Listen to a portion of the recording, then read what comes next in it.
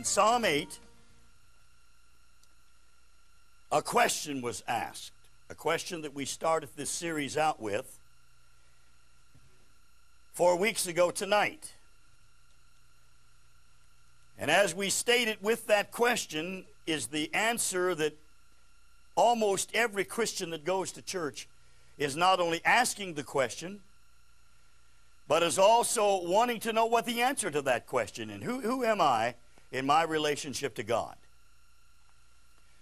A question, because not everybody that goes to church has musical talents. Not everybody that goes to church is able to teach in a Sunday school class or serve on a board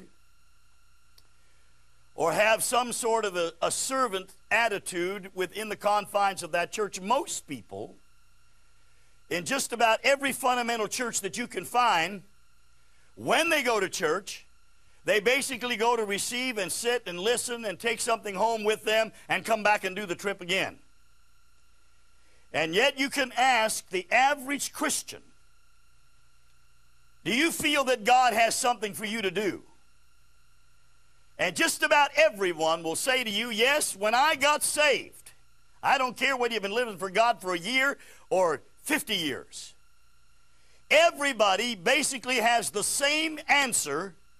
I felt when I got saved that God laid His hand on me and called me to do something. I'm not talking about preaching in the pulpit, but every Christian that really gets an experience with God knows that God's hand's on them and that God wants to use them in some facet. And if they're not necessarily musically talented or singing in a choir or teaching a class, or if they're an introvert type person, and judging from several people that already came in here tonight and said to me, we want to make sure that we don't sit where the camera's at, tells me right off of the bat that that's an introverted type of individual that is shy, and that makes them feel nervous if they think a camera's looking at them.